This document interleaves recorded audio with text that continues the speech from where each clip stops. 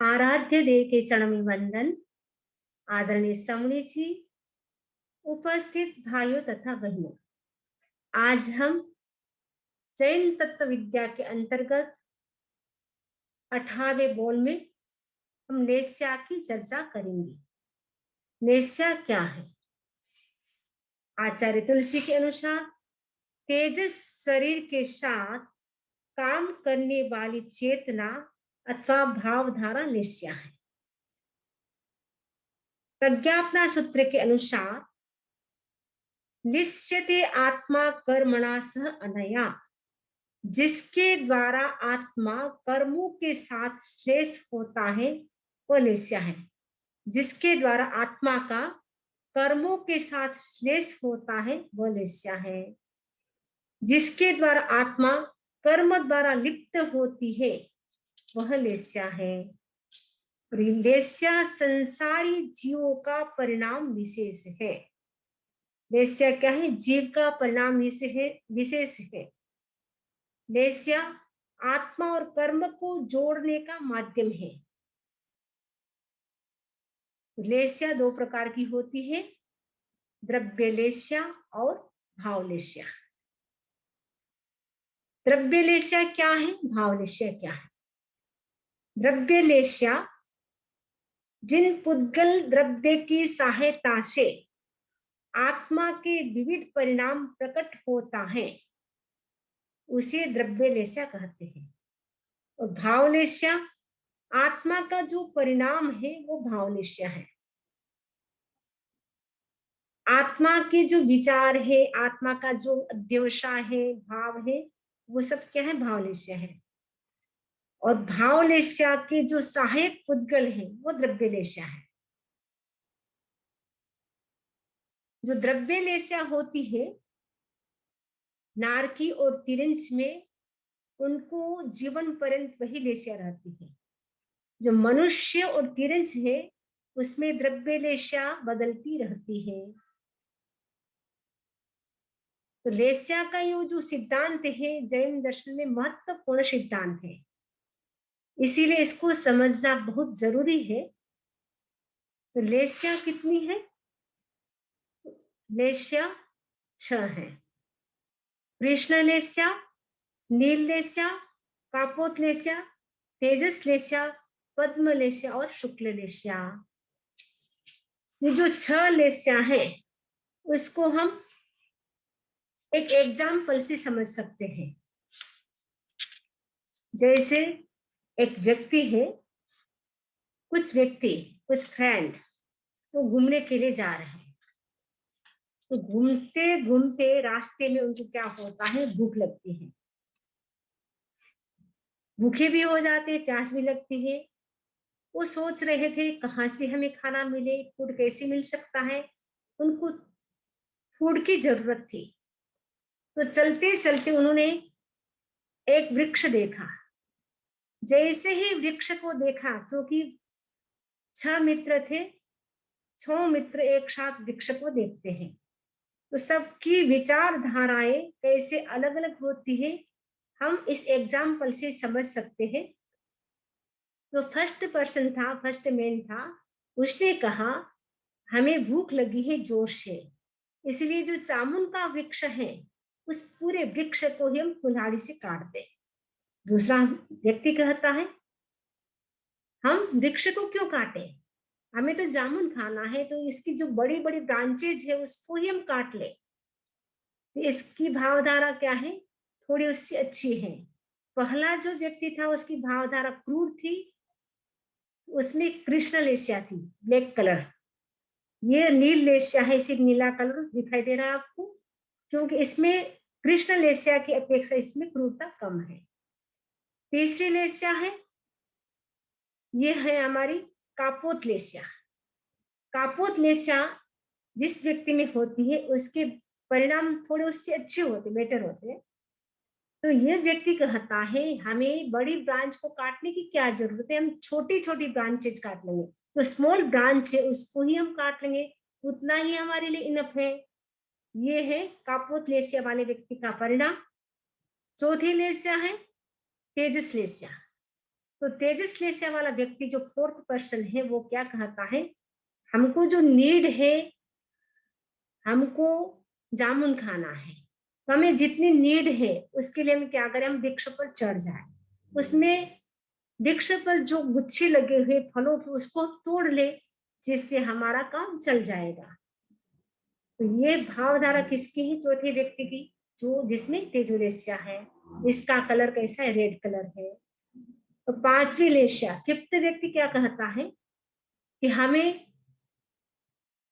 केवल फूड खाना है, तो हमें बड़े बड़े गुच्छों को काटने की जरूरत नहीं, जितने हमें जरूरत है, जितनी हमें भूख है, बस उतने ही हम फल वहां से तोड़ ले, उतने ही हम जामुन तोड़ ले, उतना ही हमारे लिए सफिशिएंट है, इनफ है। तो पांचवा व्यक्ति था, उसकी भावधारा कैसी है, पद्मलेशा। जो पद्मलेशा वाले होते हैं उनकी भावधारा बहुत अच्छी होती है। तो पांचवा जो व्यक्ति है उसकी भावधारा अच्छी है, इसीलिए उसमें हिंसा की जो भावना है वो कम है। तो पांचवे व्यक्ति की जो भावधारा अच्छी है, इसीलिए वो हिंसा कम करने की बात कह रहा है। और इसका कलर है येलो कलर। और सिक्स जो लेस्या है, छठी लेस्या, शुक्ल लेस्या, तो इसमें जो छठा व्यक्ति है वो क्या कहता है, हमें वृक्ष भी नहीं काटना है, बड़ी ब्रांच छोटी ब्रांच कुछ भी नहीं काटना है, हमें फलों का जो गुच्छा है उसको भी नहीं काटना है, जो नीचे जो जामुन गिरे हुए हैं वो ही हमारे लिए सफिशिएंट है, इनफ है। इससे आप जान सकते हैं कि व्यक्ति की भावधारा कैसे बदलती है। खाना सबको जामुन है, लेकिन कैसे कैसे व्यक्ति की विचारधारा बदल जाती है, तो व्यक्ति की भावधारा एवरी टाइम बदलती रहती है लेस्या के आधार पर। तो ये 6 व्यक्ति दिखाई दे रहे हैं आपको, कैसे कैसे वृक्ष को कोई काट रहा है, कोई कुछ कर रहा है। और कुछ व्यक्ति जो नीचे बैठा व्यक्ति कह रहा है हमें वृक्ष को नहीं काटना है, क्योंकि इसकी भावधारा अच्छी थी, शुक्ल लेस्या थी, इसीलिए बोलता है कि नहीं, नीचे है जामुन, उसी को हम खा लेंगे। अब कृष्ण लेस्या वाला व्यक्ति कैसा होता है, तो कृष्ण लेस्या वाला व्यक्ति में कंपेशन नहीं होता, यानी क्रूरता होती है, उसमें हिंसा के भाव होता है, और उसमें ज्वेलेसी होती है, यानी ईर्ष्या होती है, वो किसी का सहयोग नहीं करता है। तो कृष्ण लेस्या वाला व्यक्ति 5 प्रकार के जो आश्रम होते हैं उसमें हमेशा लिप्त रहता है, यानी मिथ्यात्व, अमृत, प्रमाद, कसाय और योग, ये जो 5 आश्रम है उसी का वो सेवन करता रहता है। उसका स्वभाव भी बड़ा कुटिल होता है, जटिल होता है, दूसरों का वो अनिष्ट की कल्पना करता रहता है, अनिष्ट सोचता रहता है। कृष्ण लेस्या वाला व्यक्ति मर करके 7वें नरक में जा सकता है। अगर कृष्ण लेस्या में आयुष्य का बंध हो गया तो अंतिम समय में भी वो कृष्ण लेस्या ही रहेगी, और नारकी में चला गया तो वो भव पर्यंत, यानी जब तक वो नारकी में रहेगा तब तक उसे कृष्ण लेस्या ही रहेगी। ये कृष्ण लेस्या कहाँ होती है, 5वीं नारकी में थोड़े लोग होते हैं, 6ठी नारकी और 7वीं नारकी में एकांत कृष्ण लेस्या ही होती है। दूसरी लेस्या है नील लेस्या। नील लेस्या वाला व्यक्ति कैसा होता है, तो नील लेस्या वाला व्यक्ति ईर्ष्यालु होता है, देसी होता है, और दूसरों को धोखा धोखा देने वाला होता है, प्रमादी होता है, उसमें प्राउड यानी अहंकार बहुत ज्यादा होता है। और ये नील लेस्या कौन सी नारकी में होती है, चौथी नारकी में होती है। चौथी नारकी में केवल नील लेस्या ही होती है, क्योंकि नील लेस्या में आयुष्य का बंध हो गया तो मृत्यु के पश्चात भी वो नील लेस्या में ही रहेगा, नारकी में भव पर्यंत वो नील लेस्या ही रहेगी। तीसरी लेस्या है कापोत लेस्या। ये कापोत लेस्या वाला व्यक्ति कैसा होता है, मायावी होता है, यानी छल कपट करता है, अपने दोषों को छुपाता रहता है, परिग्रही होता है, उसकी भाषा भी बड़ी कठोर होती है, सामने वाले व्यक्ति को हर्ट हो वैसी भाषा वो इतनी कठोर बोलता है कि सामने वाले व्यक्ति को अच्छा नहीं लगता है। और कैसा होता है, किसी को भी वो अच्छा नहीं लगता है, क्योंकि वो कठोर भाषा का प्रयोग करता है, क्योंकि वो अभिमानी होता है, अहंकारी होता है, वो अपने आप को सब कुछ मानता है, दूसरों को वो गिनता भी नहीं है। ये नील लेस्या होती है, वो किसको होती है? ये नील लेस्या। और ये तीसरी है कापोत लेस्या। जो कापोत लेस्या होती है वो किसको होती है? पहली नार की और दूसरी नार के जो जीव होते हैं उनको केवल कापोत लेस्या ही होती है, और कोई लेस्या नहीं होती है। भव पर्यंत ये कापोत लेस्या रहती है। नेक्स्ट है तेजोलेस्या। तो तेजोलेस्या वाले व्यक्ति कैसे होते हैं? वो अपने एक्शन के प्रति वो एकदम केयरफुल होते हैं, सावधान होते हैं। मैं ऐसा कोई एक्शन न करूं जिससे कर्मों का बंध हो। तो तेजोलेस्या वाला व्यक्ति सरल होता है, विनीत होता है, पांचों इंद्रियों का संयम करने वाला होता है। तो तेजोलेस्या बहुत अच्छी मानी जाती है। और तेजोलेस्या किसमें होती है? भवनपति व्यंत ज्योतिष का, उसमें तेजोलेस्या होती है। और पहले दूसरे नारकी वालों में नहीं, पहले दूसरे देवलोक में, यानी ज्योतिषी जो देव होते हैं उसमें तो ओनली तेजोलेस्या ही होती है। और पहला और दूसरा देवलोक है उसमें भी केवल तेजोलेस्या ही होती है। और भवनपति यंत्र, उसमें 4 प्रकार की लेस्या होती है, यानी कृष्ण, नील, कापोत और तेजस। और ज्योतिषी देवों में केवल तेजस लेस्या, पहले दूसरे देवलोक में भी केवल तेजोलेस्या होती है।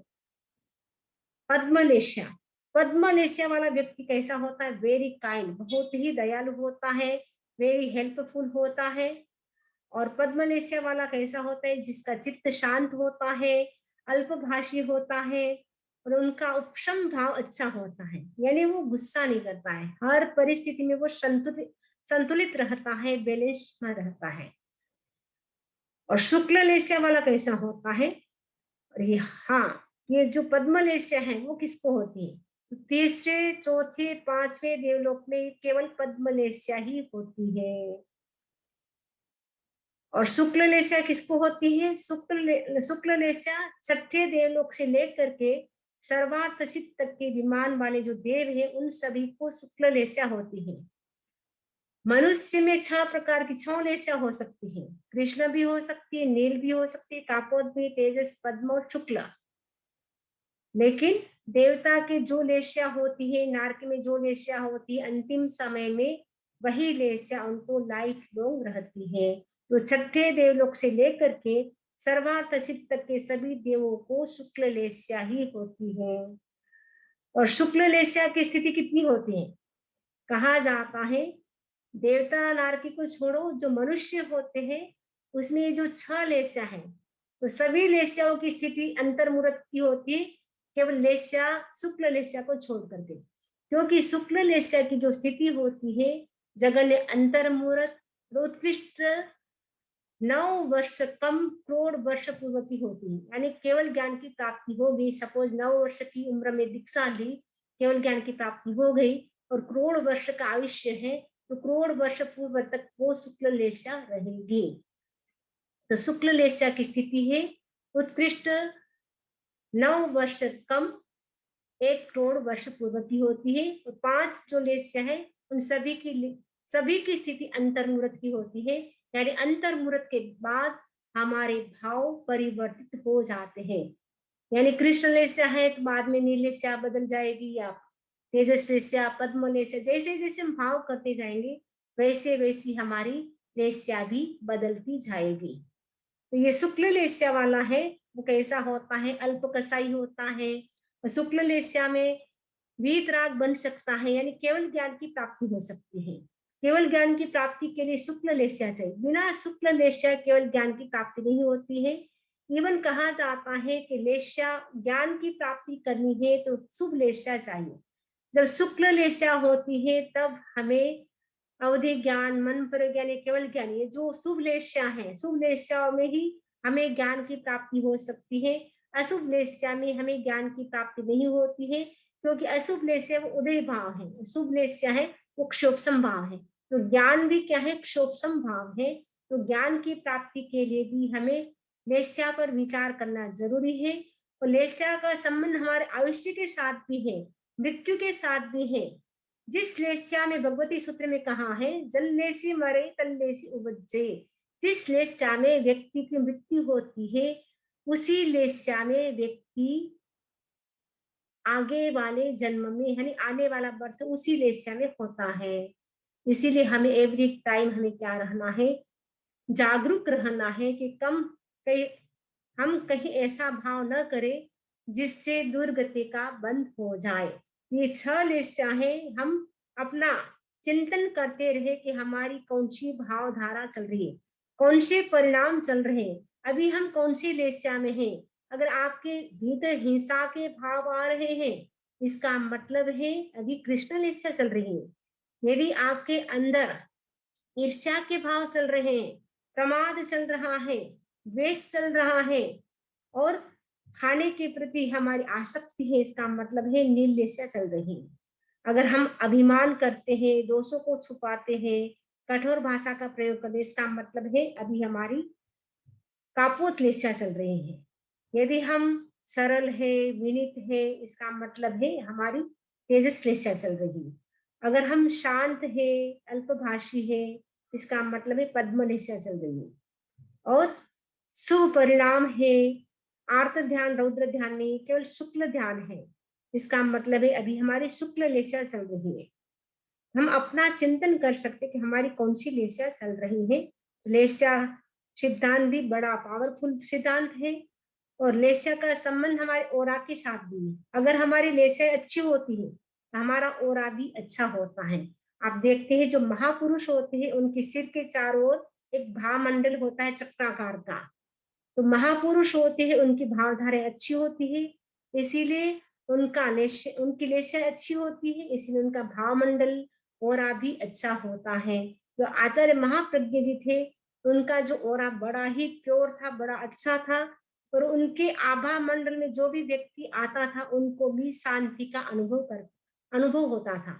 यानी जिस व्यक्ति का आभा मंडल अच्छा होता है उस व्यक्ति के पास बैठने मात्र से व्यक्ति को शांति का अनुभव होता है। जिस व्यक्ति का आभा मंडल अच्छा नहीं होता है उस व्यक्ति के पास बैठने से व्यक्ति को भी आनंद की अनुभूति नहीं होती है, शांति की अनुभूति नहीं होती है।